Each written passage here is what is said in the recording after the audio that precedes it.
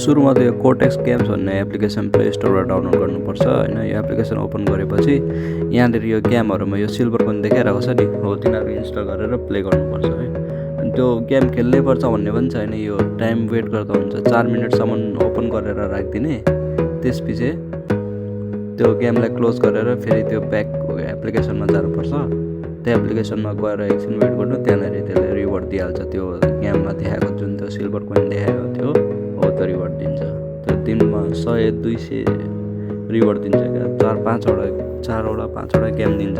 हो त्यो गेम त्यो इन्स्टल गर्ने प्ले स्टोरबाट इन्स्टल गरेपछि प्ले गरिदिने, प्ले गरेर एकछिन 4 मिनेट वेट गर्ने हैन, त्यसपछि रिवार्ड आइहाल्छ। म चाहिँ के गर्छु भने त्यो काममा हुँदा पनि अल्छी लाग्दाखेरि गेम इन्स्टल गरेर साउन्ड त्यो म्युट गरेर गेम ओपन गरिदिन्छु, एकछिन 4 मिनेट पछि क्लोज गरिदिन्छु, फेरि अर्को गेम इन्स्टल गर्छु, फेरि हो त्यस्तो गर्छु हैन। 4टा जति गेम दिन्छ हो त्यो खेलेपछि भइहाल्यो, रिवार्ड दिइहाल्छ। अनि दिनको 10-15 मिनेट चाहिँ दिनु पर्यो। अनि गेम खेलेर यो फ्री सिल्भर कोइन चाहिँ कलेक्ट गर्नु पर्यो। 200-300 सिल्भर कोइन कलेक्ट गरेर महिनामा त थुप्रो हुन्छ, 3000 क्रस हुन्छ। त्यही 3000 पुगेपछि हामीले पब्जीको युसी रिडिङ गर्ने हो।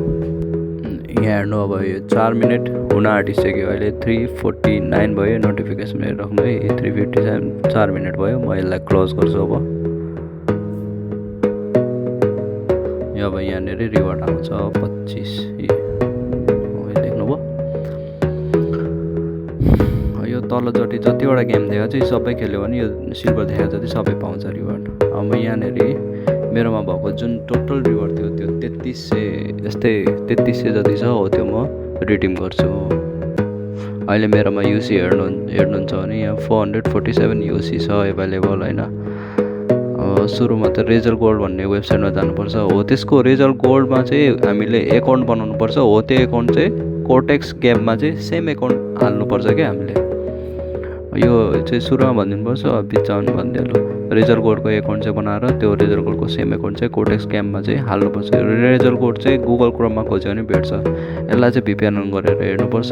यहाँ मेरो हेर्नु, यहाँनिर सिल्भर हेर्नु 3334 यति सिल्भर कोइन चाहिँ मैले गेम खेलेर भेला पारेछु। 20 दिनमा जति मैले भेला पारेको होइन।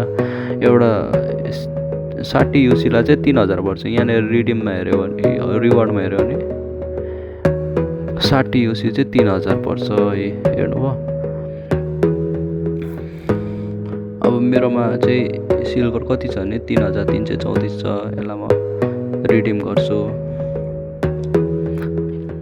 यहाँनिर कन्फर्ममा थिच्नुहोस्, क्लिक गर्नु हैन। यसले कोड पठाउँछ, त्यो कोड यहाँ हाल्नुपर्छ।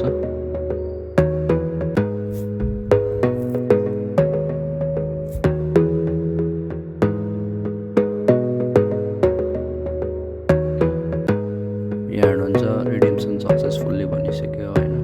360 thank you for your order of PUBG mobile 60 UC voucher 3000 silver coin भयो हैन। अब यसले चाहिँ हाम्रो कहाँनिर पठाउँछ भने जिमेलमा चाहिँ यसले भाउचर कोड पठाउँछ क्या। मेरो काटिसक्यो, 334 देखाउँदैछ हैन। हाम्रो जिमेल आइडीमा पठाउँछ। यो जिमेल आइडीमा पठाएको चाहिँ यहाँनिर चाहिँ हामीले भाउचर कोड चाहिँ कपी गर्नुपर्छ।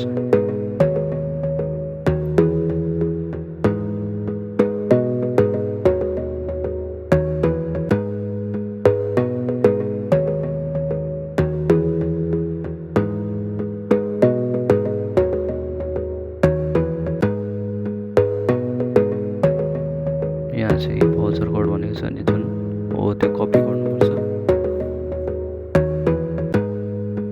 अब भाउचर कोड कपी गरेपछि चाहिँ पब्जीको यो जुन मिडासबे भन्ने यस्तै यो मिडासबे भन्ने वेबसाइट छ, हो त्यसमा जानुपर्छ हैन।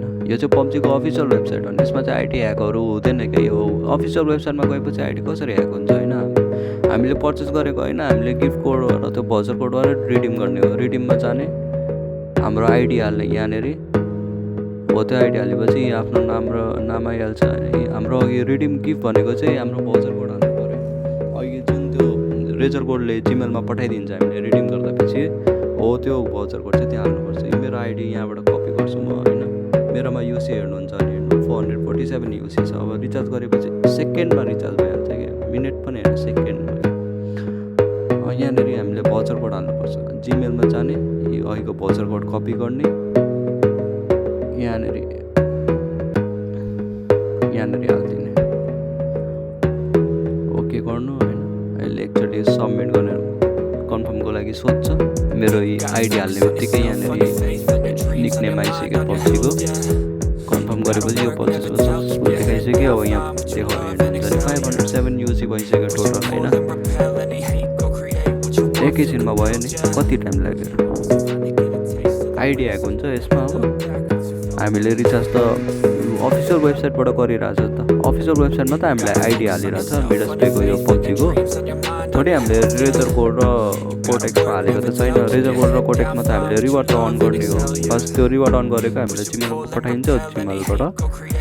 जिमेलको त्यो भाउचर कोड हामीले त्यो पब्जीको अफिसियल वेबसाइटमा हाल्ने, त्यति।